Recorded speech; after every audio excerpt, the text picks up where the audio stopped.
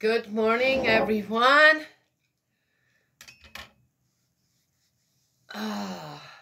It's a cloudy day today, which, it's not sunny and we need some rain. It would be great to have some rain so that our containers over the water for the horses, though they got a whole pond down here too. It's not like I'm worried about that too much. Could fill up again. Makes it easier for me because I have some other things that I need to water over there, like, water for the piggy, and I'd rather not walk down there. Okay, but I'm okay still. I got at least for water for another couple of days out there, and it looks like we might get a little rain, so that's very good. Okay, all working out good. And yes, I planted some seeds yesterday. Went out there and prepped my garden, did a little weeding. Yes, it's already weeding time. There's stuff coming up. And found some chickweed, which makes a good salad. Yes. And no, I didn't. The horses all came to the fence, and I know they like that stuff too, so I threw it over the fence. I've got more. It's not like I don't have enough growing. So I'll get it when I actually need it. Didn't need it yesterday. I got enough stuff. It's still in the fridge. So, share. And planted peas and broccoli. And today I'm going to plant beets. I love red beets. I just love them. I have to say it's probably one of my absolute favorite vegetables besides many other absolute loved vegetables that I have. Beets. I love beets. Just love beets. So good. And I planted cilantro. Cilantro grows through cold weather. Yes, likes it. Wanted a few herbs that can handle it. And what else? I got my thyme cleaned out. Oh, which reminds me, I've got to take some over to the horses. Thyme is really good for mites and stuff as well. And one of our horses looks like they're rubbing the tails again. Well, they live with chickens. It's just something that happens and you take care of it if needed. No big deal. I cleaned up my comfrey tire and anyway, that's about all I had in me. Yeah, well, there is the prep, right? Yes, add some dirt to it, this and that. Yeah. Anywho. So there is that. And I see Gus going towards one of them. Well, I have them covered. The one thing I don't like is when they pee on my stuff. What's he doing? Oh, it's going past it. Yeah. Anyway, they're already back. They had to run. Yes, okay. So, it's going to be another wonderful day here with all kinds of things that need doing and be done. And I'm going to plant today. I'm also going to plant inside. Going to get some containers. I keep all the coffee containers, milk jugs, and those are my starters. Yeah, I tried the little ones. It's all right, but they take up a lot of room, more room than I've got, and I'll just use bigger containers, put lots of seeds in it, see what comes up. Yeah. All right, so there it is. And then I'm going to have a squash bed. And then I'm going to have a loofah. I have a whole row of tires. I'm going to put the loofahs in there, hopefully, because I'm running low on loofahs. Yeah, last year. Okay, I'm not going to get into that. So, I wanted to talk about one other plant. I was going to bring it over here. I grow my own ginger. And ginger is really easy to grow. It's literally, you get those, the ginger, I think they call them rhizomes, bulbs, and you just take, there's little ones on there, and you just plant those, okay? And then you get a lot more. Takes a while, takes almost all year for that to grow and be ready, okay? But once you start, then you've got so much of it, and you just put it right back in. When I harvested, I put the parts of it right back in there all through the winter, and then the spring comes up. So it's really easy. Once you start, it's really easy to grow. Why do I love ginger so much? First of all, I love ginger. I think that's a wonder. Oh, it's so tasty. Okay, I eat it even raw. Yes. Oh, it's very strong, especially when you grow it yourself. Very strong, but I love it. I used to have migraines since a child. Started at 6 years old. I had migraines. Yes, the real thing. It's painful. It's just painful. I do not wish that on my worst enemy, really, when it comes down to it. Though if it were to incapacitate them from doing the nasty, evil things that they're doing, all right. Right? Yes, because they're in too much pain. Migraines completely debilitate you. It just do. And all the way into my 30s, I had migraines. Yes. Okay. And then they just stopped. We got here on this mountain, and I realized after a few months, I've not had a migraine. Didn't even realize I didn't have one for a long time. Too busy. Oh, we were really busy here getting things done and all that.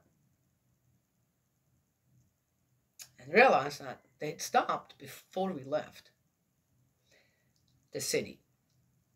And I thought, what did I do? What did I do? I want to know what I did so I can help other people. I've been never on medication for it. My mom had something called Sinifane, which is some type of aspirin that I would take when I was little. And into adulthood, I would just take aspirin. That's it. I never took anything else. But I did take a lot of aspirin. Sometimes during certain times, yes. But that was the only thing. And I was on one medication when I was in my early teens, where my migraines became so debilitating that it was affecting my schoolwork. Oh, not. It was okay. It was one of those things. My mom said, "Oh, enough is enough," and they put me on something that made me into a zombie. Okay, I mean, it was literally, well, and it didn't really help the migraine. So after a very short amount of time, I said to my mom, I said, "Mom, I can't. This is not working. Okay, it's better to have the migraines because the times that I don't have one, at least I'm functioning properly, right? Now, 100% of the time, I was just like groggy and no. Anyway, but there was one thing that I did that I remembered. A good friend of mine, sister in faith, Nancy, again, she would come with these little sugared cubes of ginger, and she'd just be popping them and going, "What are you eating?" So she let me have some. Oh, spicy doesn't quite describe it. It wasn't spicy, but it was so strong. So it took some time to get used to eating those, but I ended up really liking it and got some and got into ginger that way. That was how I got into eating ginger, okay? And of course, that was also kind of during the time where I learned how to make kimchi, and ginger goes also into kimchi. Ate a lot of kimchi, my own, because I don't like it so fermented. And that's okay, because I know of Koreans who don't like it that way either and made it just the way I did. So I'm okay. And I ended up eating a lot of ginger. All different types of ways of eating ginger for about 2 or 3 years. And I don't know 100% was that what caused the change. I'm not sure. I have no idea. But that's what I ate during that time. That's the only thing that I had to say that was different, that I ate differently during the time up to when suddenly my migraines disappeared, that I didn't do beforehand. And it took some time, but it seemed like there was something in the ginger that started to regulate whatever was imbalanced in my system, had been for a long time, right? Yes? Okay. And little by little, something was added to my system that then controlled the migraines, my blood flow in my on how, if you know how a migraine works, right? The blood gets thicker and it clogs up, and that's what's causing the throbbing pain. So, okay. That's why aspirin works, right? Yes, because it thins the blood. All right, all right. Well, anyway, there was another thing too. So I do believe in the mind and body unity. Also, two components, a spiritual and a physical component that make a whole that then can heal. Just like when I was talking about with the fasting, right? If you're just doing it for yourself, for dietary reasons, this, that, you suffer physically more doing it. And often it just lasts for so long. But if you put a spiritual component with it, a prayer, a condition for someone else out there, a condition out in the world that needs some restoration, whatever, right? Yes, foundation for restoration. Then your fasting, your diet, whatever, makes, first of all, more sense, has a purpose, and will work better. You'll be in the spirit of, in the realm of spirit, you're completely in a different area to do something like that. And it just works. It works. And you don't suffer as much physically because your will is involved. Yes? Okay. During that time as well, I came to a place in my life where I've learned a lot through the divine principle and through parents and the restoration path on how that needed to work or how that works. And I got to a point in my life at probably a few months before we left Berkeley, California, to come to the mountains of Kentucky. And that was, this is it. I am dedicating my life to God's purpose, to God's restoration path, God's ideal. That's where how I want to move forward. No more, questioning things. No more being influenced by others, telling me this or that on what I should be doing or not be doing, right? I knew that full well already. So there was, okay, the physical component, I believe, was ginger. But the spiritual component was a commitment. A commitment to God. An absolute commitment. And did I stray from it? There were some things that happened here in the mountains, right, that I had to make some difficult decisions about some things, relationship-wise. But I felt even there that it was the right thing to do. It wasn't something that I wanted. It wasn't something that I decided just on my own. I realized that other people are involved. And what would be the best thing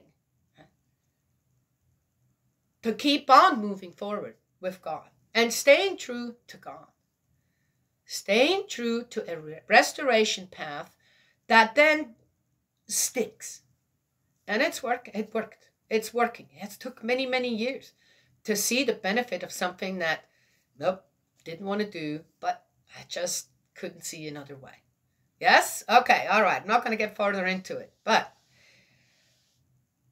I was so sure within myself that if I consulted God, God said, you've got to do what eventually will get you back on the restoration path with all of that. And if that means that you have to tear something down first, or that you have to eliminate something first that's been not good, has caused discrepancies, certain other things, okay, all around, then that's what you do first. Even if It isn't necessarily something that, in the eyes of God, is, how do you say, good, is permitted. But then I had to remember that I'm still, in a way, trying to get what? Rid of the secular world. Because I want to be a part of God's world. Difficult to understand? Well, it is as it is. But my migraines are gone. I seldom have a headache. Sometimes, but very seldom. That's the greatest healing in my life. Having gone through so much pain in my head, right, for so long. Anyway, so I don't know. Right? But I do know that it's always, you want healing. You desire healing. Is it physically or spiritually? There's always two components, mind and body unity. Yes? Yeah. And no one can do that for anyone. You've got to find that yourself. You've got to be willing. And once you start to really be willing, you will get the guidance. It'll be there. Okay. All right. Oh, I could go into that world and never be done talking. Okay. All right, we are getting towards the end here. We're in 24, second book of Kings. And we have one more after that, 25. Whew, I just want to read the whole thing, but patience. Patience. Yes. So we are in the second book of Kings, 24. In his times, how can a name have that many letters in it? Nebuchadnezzar, king of Babylon, invaded, and Jehoiakim became his vassal for 3 years, but then rebelled against him a second time. So he sent armed bands of Chaldeans, Arameans, Moabites, and Ammonites against him. He sent these against Judah to destroy it in accordance with the word which Yahweh had spoken through his servants, the prophets. That didn't you? Yeah, okay.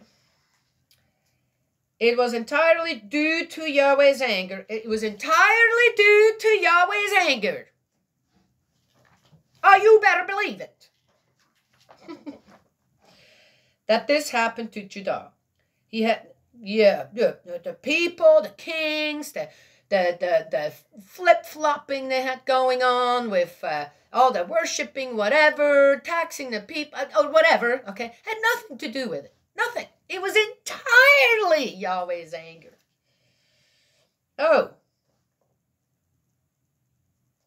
Father, I'm sorry, but I think my anger is aroused right now. Okay.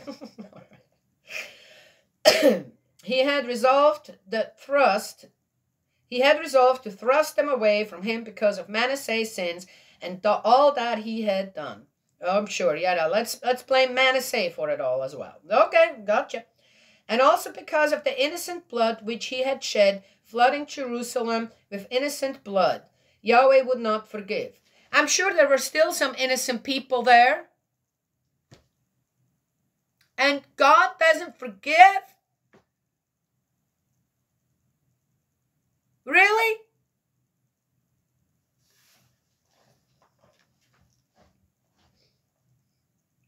Hey, you know what? That'd be a good excuse to just, we don't need to do that either. We can just stay angry all our life towards someone, right? Yes? How does that work?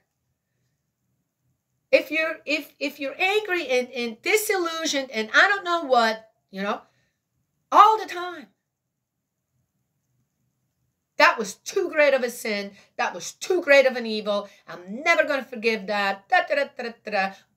How are you going to live like that? But here we're being told, God wasn't going to forgive. No, no.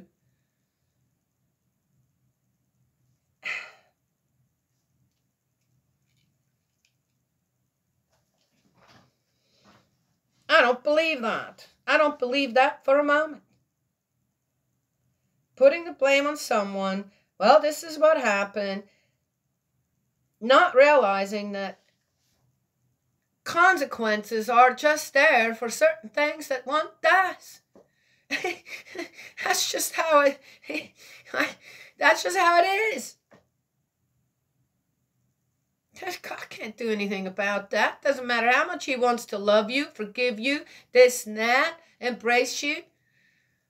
If we do certain things, the consequences are just there. That is that.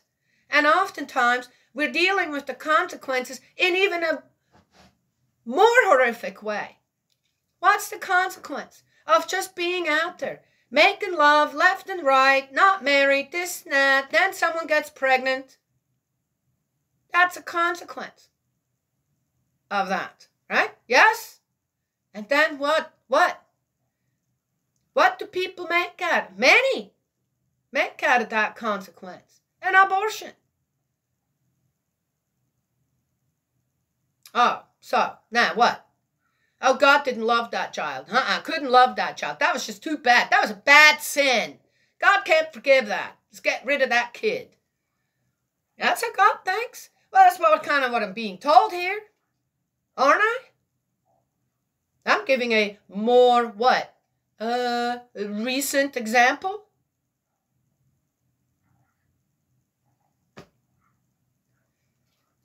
What gets people to that point where they're thinking that way? Here, this is thousands of years ago. Oh, we've not gotten out of that way of thinking. It's still going on now.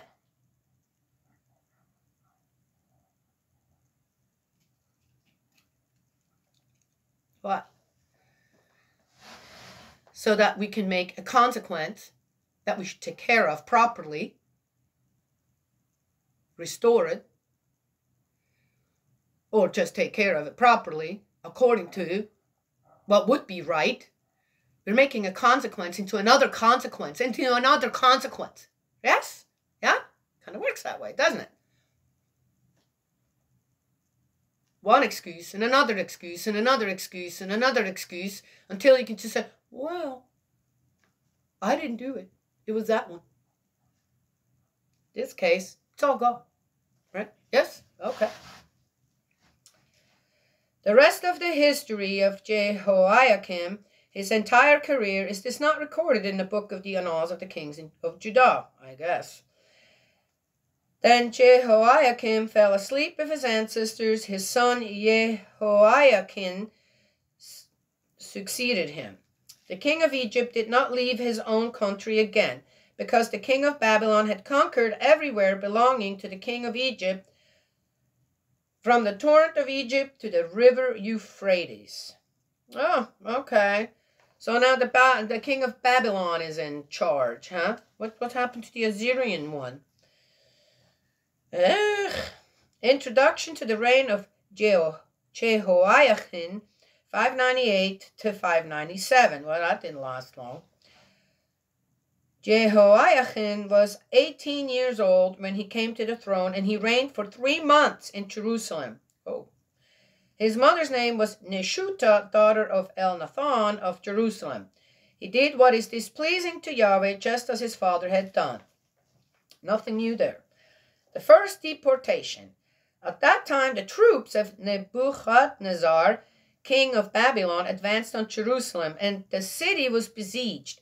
Nebuchadnezzar,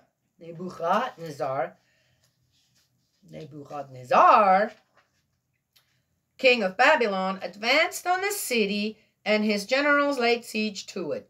Jehoiakim, king of Judah, he, his mother, his retinue, his nobles, and his officials, then surrendered to the king of Babylon, and the king of Babylon took them prisoner in the 8th year of his reign. The latter carried off all the treasures of the temple of Yahweh and the treasures of the palace, and broke up the golden furnishings which Solomon, king of Israel, had made for the sanctuary of Yahweh, as Yahweh had foretold.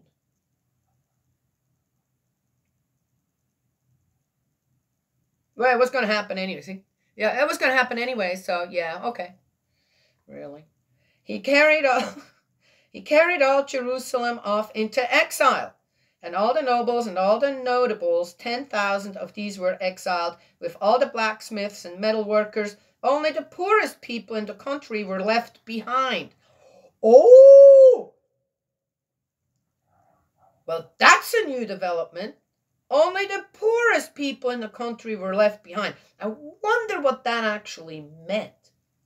He deported Jehoiakim to Babylon, as also the king's mother, his officials,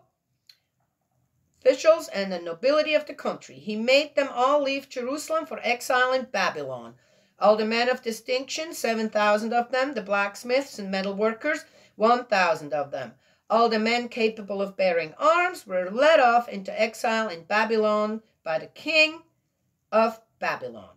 The king of Babylon deposed Jehoiakim in favor of his paternal uncle Mattaniah, whose name he changed to Zedekiah. What? Okay, this last part, I'm not getting it. So here's the king of Babylon. So he carries off the king, this Jehoiakim, okay, after 3 months of being king of Judah. And he takes all the nobles, all the whatever, with him to Babylon. And then he deposes Jehoiakim, this, what's his name? Nebuchadnezzar. Okay, and in favor of his paternal uncle Mattaniah. Whose paternal uncle? Nebuchadnezzar's or Jehoiakim's uncle?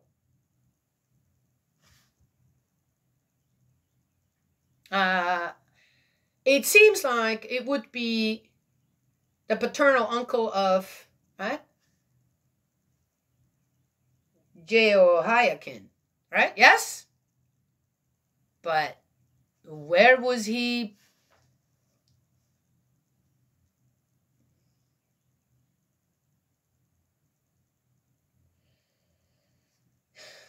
Where was that guy? Where was that guy now named Zedekiah? Where was he king, ruling king? Are they all in Babylon? I'm not kidding. Was he sent back for the poorest of the people, with the poorest of the people who were left behind? This is a weird one.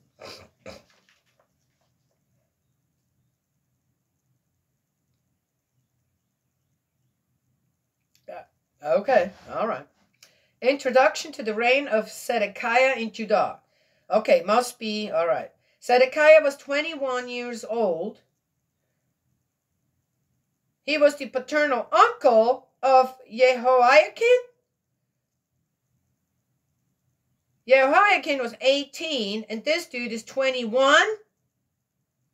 Whoa, young uncle. I mean, not that that doesn't happen. Actually, I know that my husband has nephews that are several years older than him. I'm just saying. All right.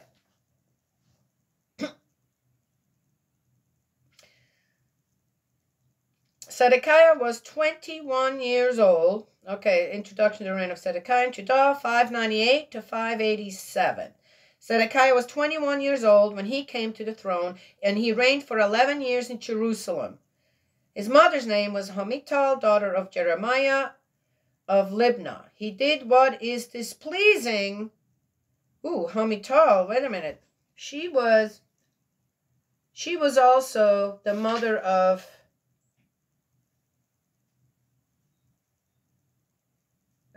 no. Oh, here it says of Jehoahaz in Judah. His mother's name was Hamutal, daughter of Jeremiah of Libnah. Here it says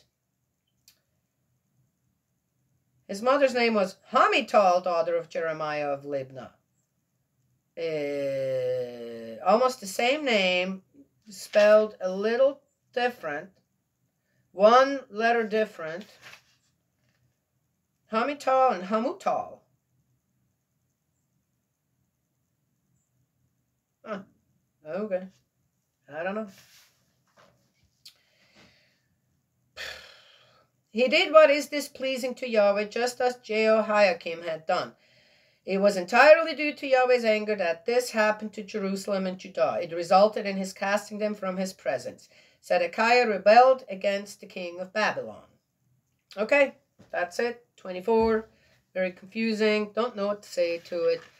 Except for, again, trying to salvage or trying to rebuild the reputation of God. What's going on here? Does God have anything to do with it? No. Absolutely nothing. Okay? The story is so confusing. So, didn't oh my God, what's that boy's name? King's name? Nebuchadnezzar. I thought he removed all the nobility, all the, okay, even workers, metal workers and other workers that actually could rebuild or, kind of become the next leader. He only left the poorest of the poor behind, kind of thing, okay? Now, but here now, what? Within no time, so these other ones were all exiled to Babylon. And then he sent what? Zedekiah back with his mother and who else? To do what? And then it says that Zedekiah rebelled. Well, if you rebel, how are you going to rebel? Well, probably with an army. So he had an army? Who did he make that out of? The poorest of the poor? Okay, you see what's going on? This is a fairy tale to me. Doesn't make any sense. None when it comes to actual history.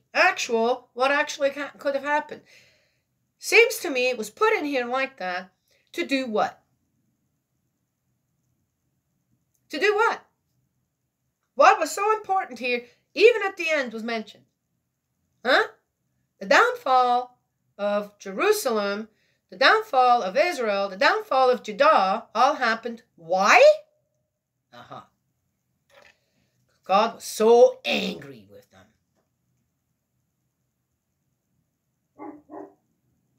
It seems to me that it didn't matter how angry God got, according to them. They were still doing things that was displeasing to God.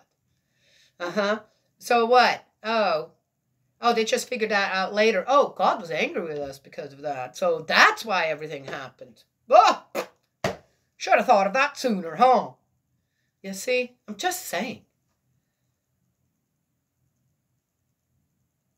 People want to believe word for word what's in here.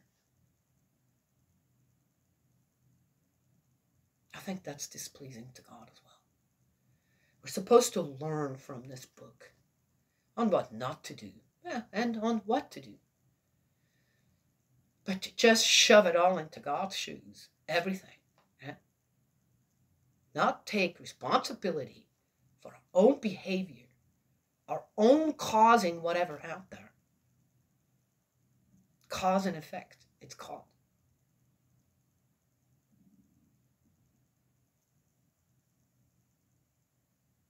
Well, in my eyes, that's just wrong. To do that. To do that to God. To do that to good people around us.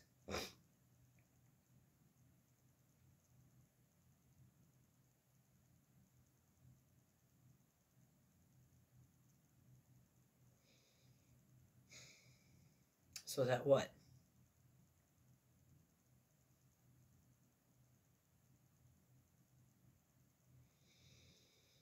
People can, I don't know, need to leave a legendary something behind about themselves. Leave glory behind about themselves. Heroism behind about themselves.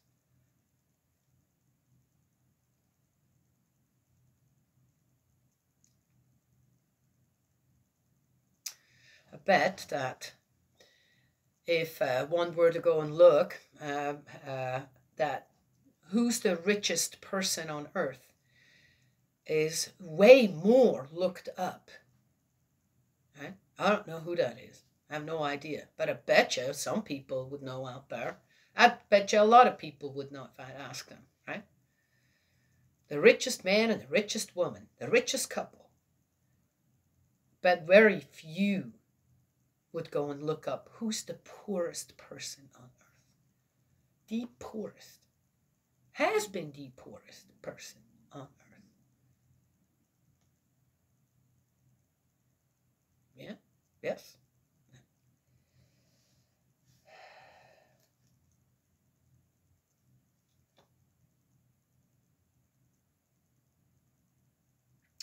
In order for people to be greater and exalted over others, you will never be able to actually do what's pleasing to God.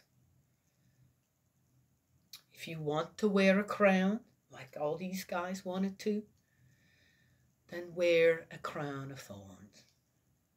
Of course, at that time, they didn't know about that. That hadn't happened yet. That consequent.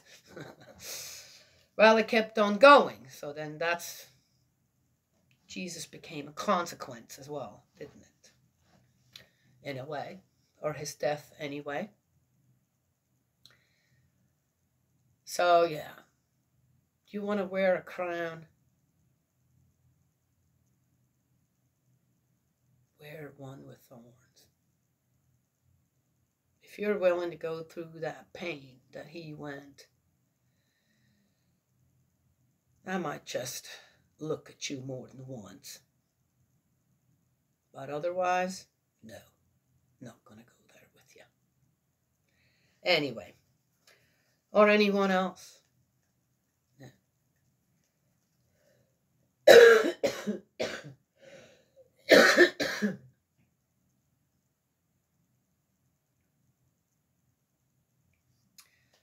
I find it sad when I come across people that either my children know, I know, or just out in the general public or whatever, and they're very good at what they're doing. Say painting, ceramist, musician, and they are themselves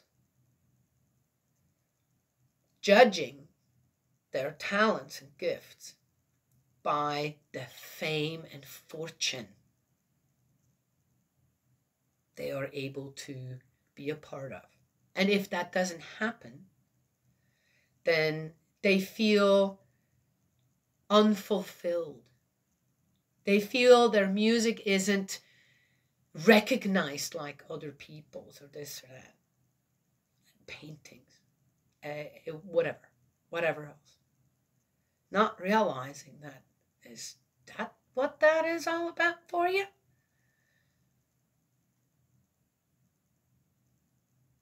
It shouldn't be.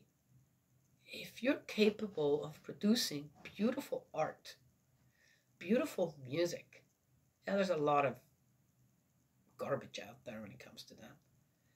Then, well, that's my opinion. Somebody else might look at it and go, oh, that's beautiful. And I'm going, no, that red dot on a white background doesn't do it for me. Sorry. But if you yourself, when you have certain talents and gifts, if that all is only geared towards fame and fortune, then what are you actually trying to give to the world? The few that are around you. To yourself in your life.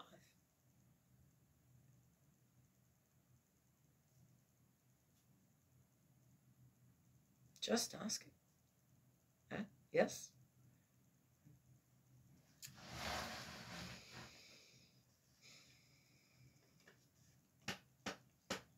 If you were to ask out there, everybody wants peace and harmony in the world, right? Yes? Everybody wants to be equal in everything and all this and that. Then think also, okay, that's what you want. That's what people want out there, really, when it comes down to it. I'd say 3/4 of the world are not violent, evil doers out there killing people. Okay, all right. You know what I mean, right? Yes? Okay. So if everybody is equal, suddenly, in everything, all in everything, my tummy is growling. Right? Everybody has enough to eat. Everybody has, right? Everything's equal. Everything is distributed equal, right? For equal living, happiness and harmony among all. Then what? Now where you're going with your fame and fortune, because now you can't have that, and nobody has that anymore. Nobody. There's no pyramid anymore. It's all just horizontal. We're on a horizontal level with each other and have that vertical connection to our parental God. That's it. Now what? Now what you going to do with your talents and gifts?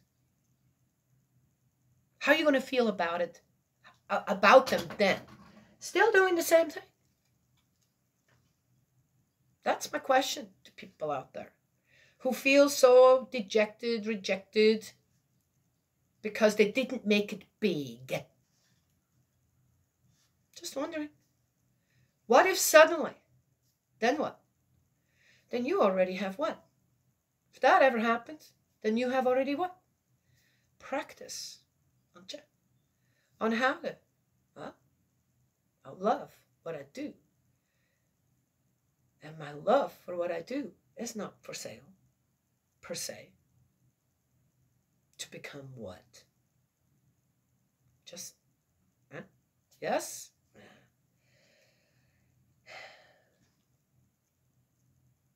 To think that we can just blame God for everything, his anger, his non-forgiveness, as we are told here. No, that's just another pyramid scheme, isn't it? Yes? All right. Okay, well, let's not do that. Let's not do that to God, because that's not how he is at all. Our parental God's nothing like that. We have to re-find God, don't we, as well? Yes? All right. Well, let's do that then. Okay, we got one more book to go here. The Siege of Jerusalem. Then we're in the books of Chronicles. Ooh. Finishing one book from the beginning to the end. These were 2 of them. And starting another one, there's always excitement involved, isn't there? Yes, yes, yes. No matter what. It could be just as bad as these 2. But and here's the other thing too. But you guys have to remember, okay, I'm doing this physical condition. Huh? Yes? Yeah. And talking about all them people that may have lived or not lived, who knows, right? Yes? But they are in spirit world somewhere, if they have lived.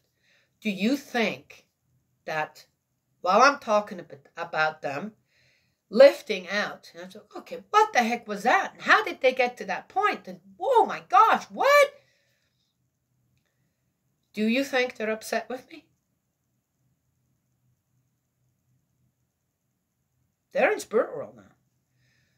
I'm assuming after thousands of years, they all have gotten to a point in spirit world where they're kind of, whoa, waking up to, whoa, what did we do?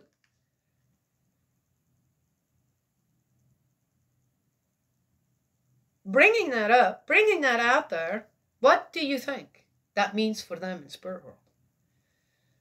Condemnation, damnation,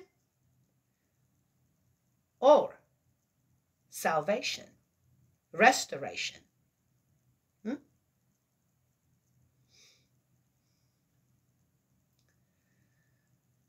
I'll let you answer that for yourselves. And I'll tell you why. Because however which way you're going to go will tell you something about yourself, your real inner self. Right? And maybe, yeah, okay, all right. I could get farther deeper into it, this and that, but I find that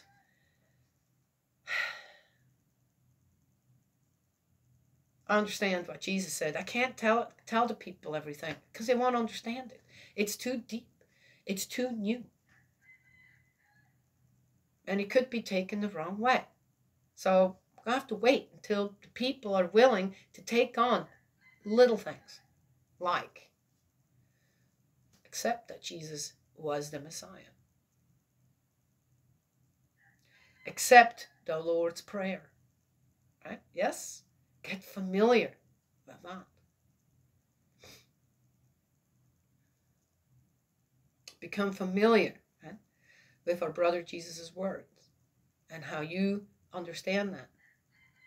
Want to understand it or should understand it? You see, it's always two sides. All right. Well, in any case, that's all I have to share today. Yes, I'm grateful for my few viewers. Yeah, I treasure them. I treasure them more, to be honest with you, than if I'd had thousands, tens of thousands, hundreds of thousands of views.